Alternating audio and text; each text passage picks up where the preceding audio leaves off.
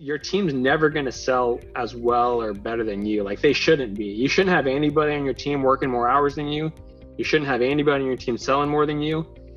Because if you're throwing up like 4 a day, like the best guy's going to do 2. They're always going to work about half as hard as you. Why do you think it is? I don't get it. Why is that the case?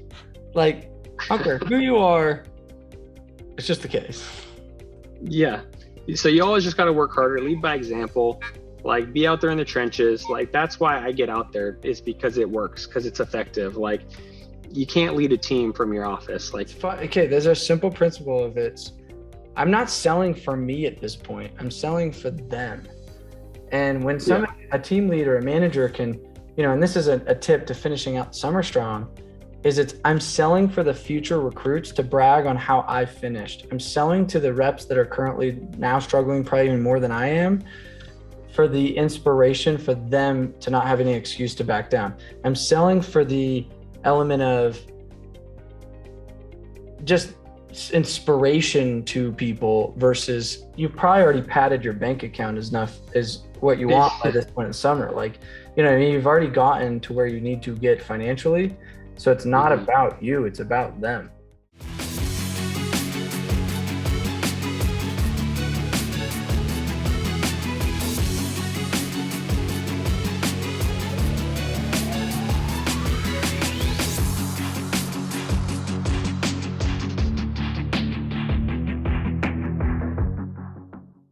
Hey everybody, this is Sam Taggart with the D2D podcast, another episode, and today is going to be fire. We're going to talk about leadership, we're going to talk about selling, we're going to talk about grinding for years on years.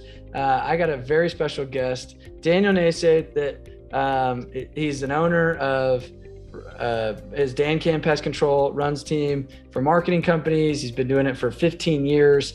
But before we dive in, and I'll bring him on in just a sec, we've got a couple cool events coming up. Again, Closer School Live with Jeremy Miner, Bradley, myself. We co-host an event in Vegas, July 28th and 29th. Make sure to go get tickets to that. They will sell out quickly. Really some cool names in the sales space. And guys, real quick, challenge to everybody that's out there knocking, especially in the summer sales program. You guys are in the thick of it right now. And I was reflecting back on just, and maybe Daniel, when we jam on this, I was like, don't give up right now. This is the time of the year where you can say, I'm going to coast it and just finish it out and just, not go home early, but be here. My challenge to everybody right now is to put it into freaking 5th gear. Don't take your foot off the gas right now. It's time to go push down the pedal harder. And I hope you guys are out there killing it. And I know what it's like coming into kind of that fourth quarter of the summer. And you're just like, it's so hot. How many more days could I do this? And I think I really want to speak to that. So, hey, welcome, Dan. Super excited to have you in here. It's been fun to kind of get to know you over the last year or so in the mastermind and, coming to the events and look forward to jamming on, whatever we're going to jam on. Yeah, appreciate it. Thanks for having me. So pest control 15 years ago, how'd you get recruited? Just a guy in my ward. I was still in high school, and a guy at church had a little pest control company, just a couple trucks, and he was recruiting people to sell. And I was like, that sounds too hard for me. I couldn't do that. So first summer, I actually just sprayed bugs and did a little bit of sales on the side. But I was like, nah, sales isn't for me. And so I did that. And then I went to college and got recruited again into Dish and DirecTV. I sold for Dish. What was it called? Lynx. I remember working with Tosh out there and stuff. Yeah. So then the whole mission thing, but yeah. That's awesome. So you're sitting in your car out in turf right now. We're doing a podcast where you're sitting in turf. Have you gotten any deals yet today? I don't know what time it is. Not really, because I was in Spain a couple hours ago. I just got back from Spain. And so I just hit home, and I've got this motto where hate to say it, but I'd rather be knocking doors. I just love knocking doors. I just love the grind. So I got home after being gone for a week, said hi to the kids, built some little Lego sets with them. Then I was like, cool. Well, I got to get out there on the team with the guys. Got to go put some accounts on. So how do you get to that point? So I don't think every rep would, said by not many reps. Oh, I just love knocking doors. I got to get out on the streets, I just got back from Spain. I could call I'm tired, jet lagged. Last thing I want to do is go knock. I was on an airplane for the last 10 hours. How did you build up this resilience to saying, I actually enjoy knocking doors. I'm excited to be here. What'd you do? Um, I love the competition of it. I thrive in that competition. Like, we're doing a competition with our team this week on like head-to-head competition. So I'm in a head-to-head competition. I like shouted out, called out a guy on my team, was like, hey, we're going head-to-head. All you guys are going head-to-head. And so I got to go throw some numbers on the board. He's got 4 for the day so far. So I'm like, I got to go. Like, I like to put myself in situations that make me excel, you know, like be proactive with it. Love that. Yeah, there's pressure. Like, talk about pressure. And I think so many people in life don't have enough pressure on them, meaning they are, you know, they're just doing things to do them. And if they weren't to do those things, nobody would give a crap. So, you know, you losing a competition, people, now you're exposed. You know, coming to the wife and not being able to put bacon on the table, like, you're now exposed. You know what I mean? Like, there's an element of like having a kid, getting married. There's an element of competition. And so what pressures have you put upon yourself maybe over the last year or two that has helped you stay motivated? Yeah, that's what it is. I like to put myself between a rock and a hard place. Like, I thrive in stress. I thrive, like, my brain kicks into 5th gear when I'm under pressure. And so it's hard on those around me sometimes, but I almost have to put myself into that situation to, you know, get my like ADD mind to just kind of focus in and like hone in and get to action. And so competitions, I like them. I remember my first year selling, you know, I was planning to go to medical school and all that kind of stuff. I went to BYU, and that first year I was like, I've got to sell to be able to pay for medical school, to be able to pay for school, to be able to have enough time to study, for all those things. And so I had a really big why with it. And so, you know, I had no money in my bank account, flew out to DFW. I love DFW selling out here. That's where my company is. And it was like, I've got no money. I've either got to do this or I'm going to die. Like, and so my first week I sold nothing. Second week I didn't sell much. First month I had sold 20. So my buddy was like, hey, you know, you're going to sell 80 this summer if you keep doing what you're doing. And I was like, I'm going to make no money. Like, I'll literally make no money. My wife came out, she sold our first summer too. She was beating me. I was like, what is going on?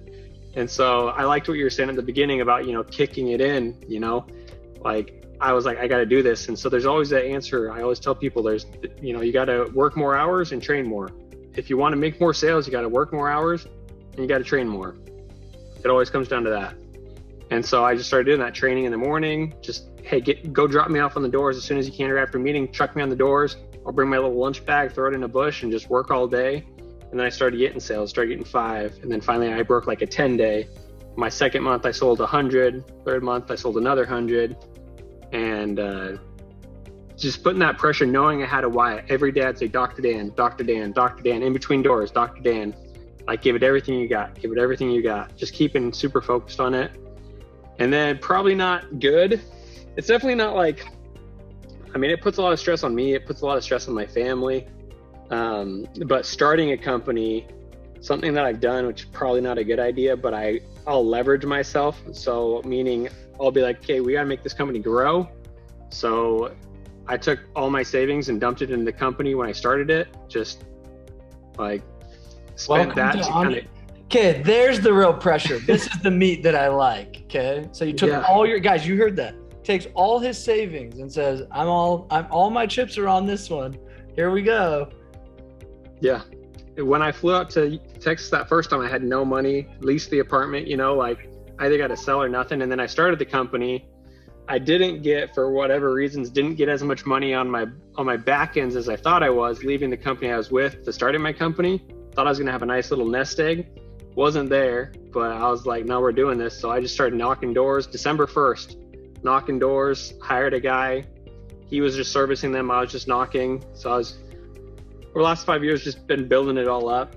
And, but so there's been times when I've had payroll and all those different types of things and money's not quite making sense. So I'm like, well, take out a loan. And I've taken out some pretty dumb loans, some high interest, short-term loans. And that, let me tell you, if you want some pressure, take out a high interest short-term loan and start trying to like compound it, leverage it, you know, get it to grow, you know, catch up to the payments before you run out of money.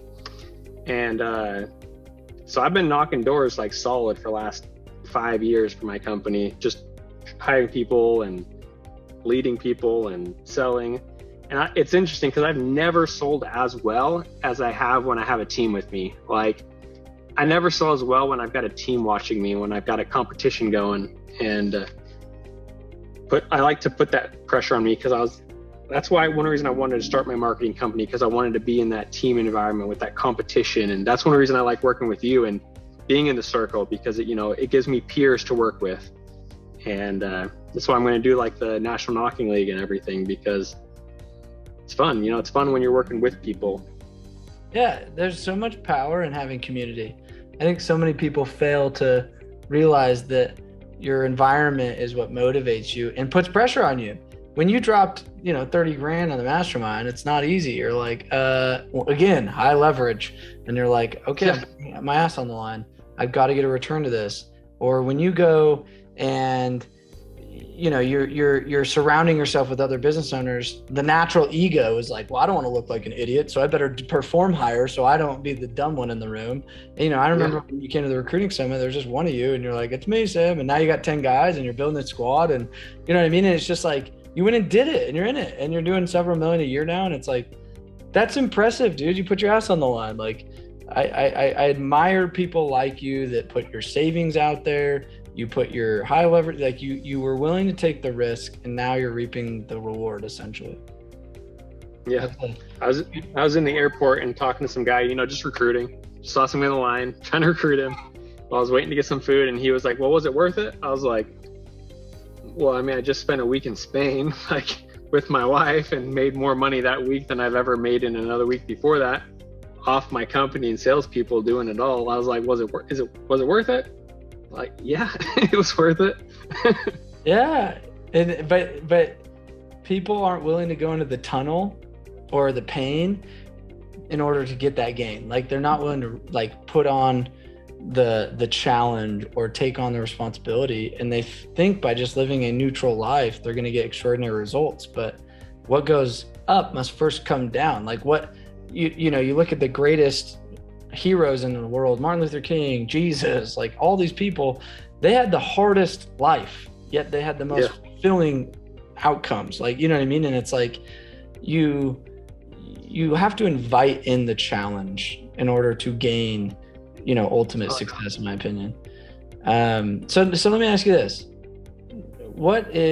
So you said earlier, you're like, and getting to know you're like, one of your strong suits is running teams. You were a cup champion at Altera when you were there. You had built and ran really successful teams. Like, speaking to the manager that's listening to this, you've been in this for 15 years. You've come and seen reps come and go. You've seen reps be top performers. You've seen reps, all over the map, right? What advice would you give a manager at this point in the summer to maintain high volume for his sales? For him individually to maintain high sales? For his team to perform. And that's something we're working on right now too, is because it's great to have like those long-term goals and like those big ones, but you've got to have those short-term incentives in place, like those almost minute by minute, like I got to get a sale this hour type thing. And so for the team to set that up, it's really important to run a really good incentive program, like short term, like, next sale, first sale, like Monday mornings, we're always, okay, first sale of the week, first sale of the day, gets $20. And then you'll zealot there. You do like activities in the meetings that make it fun, shooting for loot and everything, like drawing for cash and stuff. Short-term little things that make it in the moment fun, and doing those like little competitions so that it's not such a drag. Like when you're thinking, oh yeah, I need to sell 200 this summer so that in 6 months I can get that. It's not real. It's not in the moment. And so there's a lot of little things that, you teach a lot about in all your programs about how to run effective teams, because it's like knocking doors. A lot of people go, oh, door to door doesn't work. Like, yeah, it doesn't work for you if you don't do it the right way. there's definitely an art to how to do it successfully. There's an art to how to run a successful team. And I'm sure it's just all the things that you teach in your programs and stuff. It talks about it in your videos and stuff. So competitions are a big one. I live off, I thrive off competitions. Incentives, it's a little harder when you're the team leader, because like I'm not motivated by like money or like incentives things. Like it just doesn't really motivate me. Like what I love is I love watching people progress. I love watching people succeed. Like that's where I derive satisfaction. And summer sales has done so much for me, like blessed my life so much, that I just love helping people experience that same thing and progress. And so your team's never going to sell as well or better than you. Like they shouldn't be. You shouldn't have anybody on your team working more hours than you. You shouldn't have anybody on your team selling more than you. Because if you're throwing up like 4 a day, like the best guy's going to do 2. They're always going to work about half as hard as you. Why do you think it is? I don't get it. Why is that the case? Like, I don't care who you are. It's just the case. Yeah. So you always just got to work harder, lead by example, like be out there in the trenches. Like that's why I get out there, is because it works, because it's effective. Like you can't lead a team from your office, like as well. I mean, the best guys never do. No, it's just, it is the case. Did you seen Top Gun yet? Anybody that's seen the new Top Gun, Maverick, Tom Cruise, he goes in there and is like, they all couldn't think that they could do this time within 2 minutes and 30 seconds. And they're like, it's impossible. It's impossible. He's the old dog. They're all these young cats. And he goes in, he's like, hijacks a plane and just like does it. And everybody's like, ah, and like gave hope. You know what I mean? Like sometimes exactly, yeah. He wasn't piloting every day, but like, he was like, I will do this and I will show you that I'm freaking badass. So now everybody shut up and say it is possible. So you throwing in 15 in a day, or you throwing in 20 in a day, you throwing in 5 in a day, whatever the number is, just kind of shuts everybody up and is like, what, in your neighborhood? I just did what? Okay, now stop talking. It is possible. The customers are out there. And this is the rut. And if you're listening to this, guys, this is a rut that everybody gets in. They're like, oh, this neighborhood, or oh, it's hot, or oh, our pricing's too high, or oh, if I was trained better. And I'm like, if I had a dime for every story I could debunk your belief system right now, we're stuck in, I'd be rich. And I could send another company, another team, another rep right in your freaking same neighborhood right now and change the way you're thinking. Yeah. Speaking back on like the pressure, like that's the pressure I like to put on myself. I like to have 10 guys watching me. I like to have like knowing that if I don't sell, my team won't sell. And that's the situation I like to put myself in and to get myself performed. Because I mean, I won't lie, like for those 5 years when it was just me and my company and I had maybe a couple guys here and there, I didn't sell nearly as well, because it was like I don't know, like I didn't have people watching me, you know, nobody knew when I put a number on the board. Like it's fun. Okay, there's a simple principle of it. I'm not selling for me at this point. I'm selling for them. And when a team leader, a manager can, you know, and this is a tip to finishing out summer strong, is I'm selling for the future recruits to brag on how I finished. I'm selling to the reps that are currently now struggling, probably even more than I am, for the inspiration for them to not have any excuse to back down. I'm selling for the element of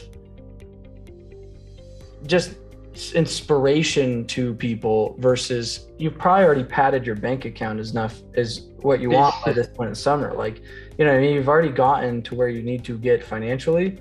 So it's not about you, it's about them. Yeah. It's called a team leader for a reason, you know? It's not I don't like to call it a team manager, because you don't manage people, you manage things.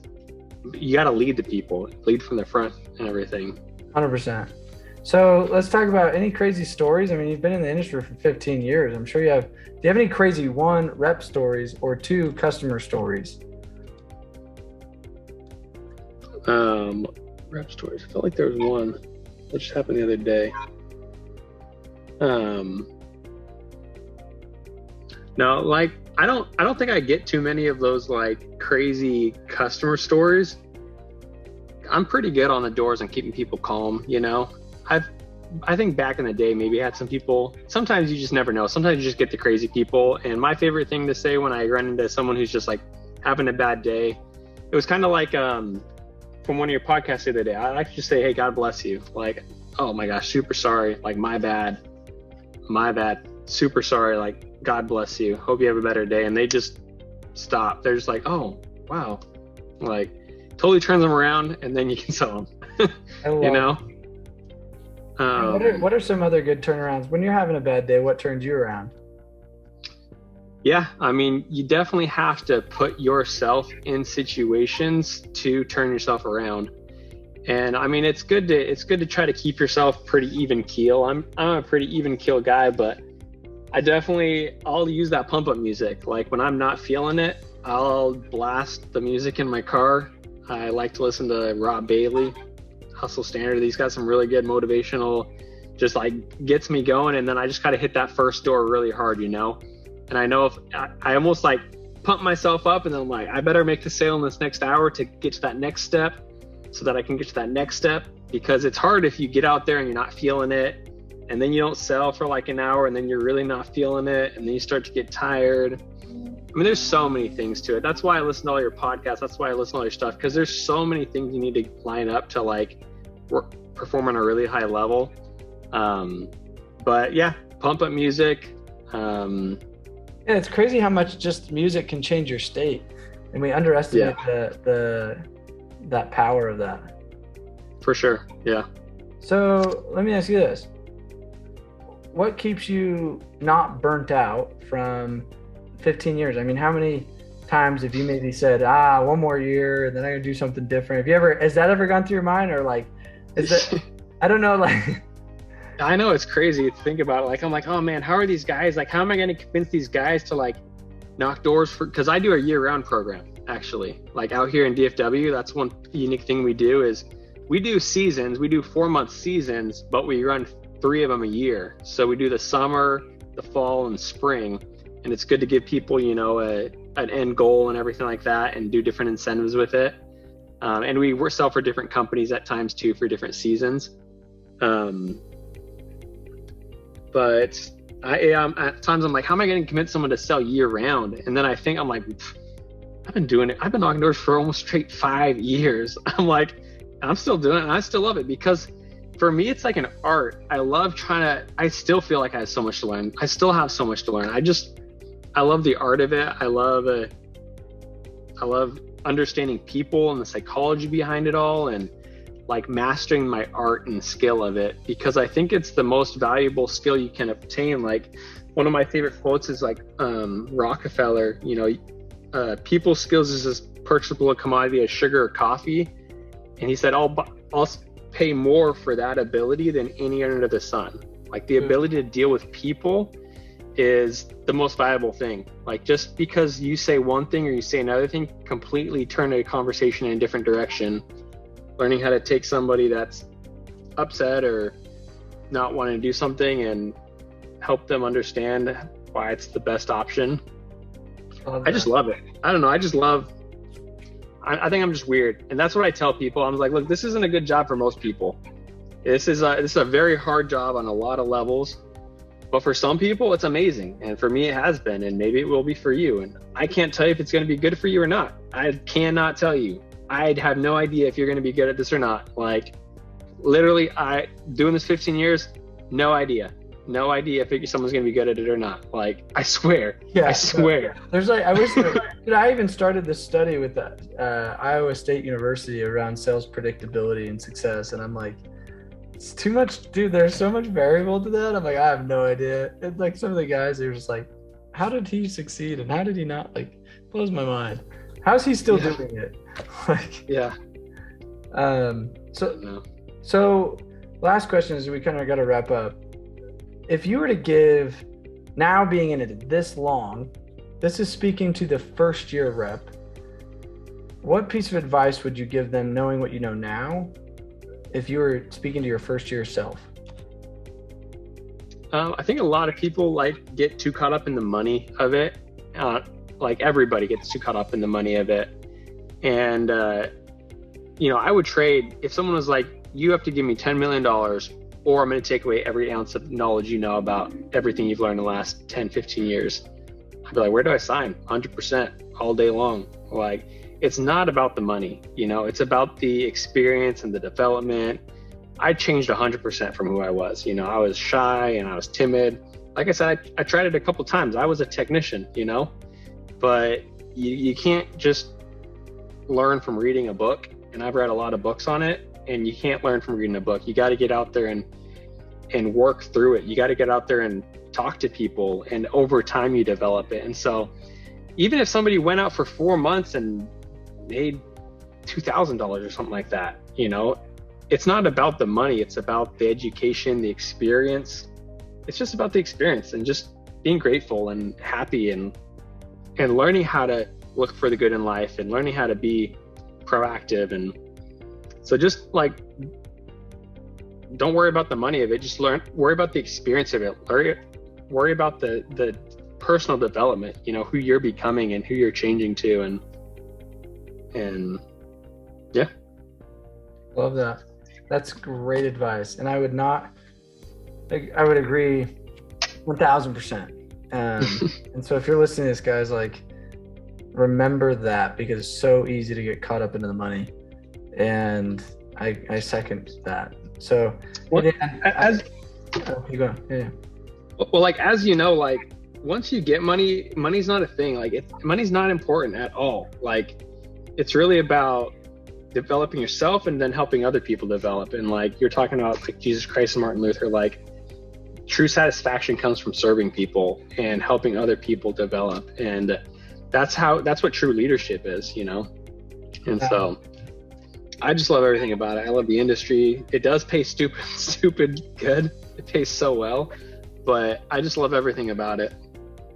No, and guys, the best way you can serve some people is showing up for them. Like, knowing when they're having a bad day, even though you're having a bad day, show up for your reps and your team. Show up for the guy that's in the office that's struggling. Like, find opportunities in your current environment right now to go serve. Show up for your customer. Like, make this not about the transaction of money. Make this about, hey, my service is so good, I feel bad if you didn't buy. You know what I mean? Like make it about serving. And I promise this job will take on a new light. If it's all transactional about money, you're going to get burnt out really quick, or you'll feel complacent because you've got the money. If it's like, hey, you're doing a disservice by not selling a ton of deals today because you're making it about the money. Like, it's not about, I need to serve everybody I come in contact with, and the only way I can serve you is transacting. Therefore, I made a lot of sales. So that's the way that you look at that. So dude, I appreciate you hopping on the podcast. It's fun knowing that you're an avid listener. You're in the mastermind. It's been so fun to like get to know you over the last little bit, and I'm excited to kind of continue to build this relationship. And now you being in the podcast, it's like those are big level ups, and I think that everyone should have a goal to say like, hey, I was this and now I'm this and now I'm this, and like, that's part of this personal development thing. And it's like, I'm excited to have you on the show, and I'm excited for everybody that got some value out of this. So if people are, got value, guys, leave a review. Give us some feedback on like what you learned. And the challenge out there is to see if you can start making this more about serving and sharing and less about just making money. You know what I mean? So for sure. Thank you so much for being on the show, and we'll see you guys on the next episode, guys.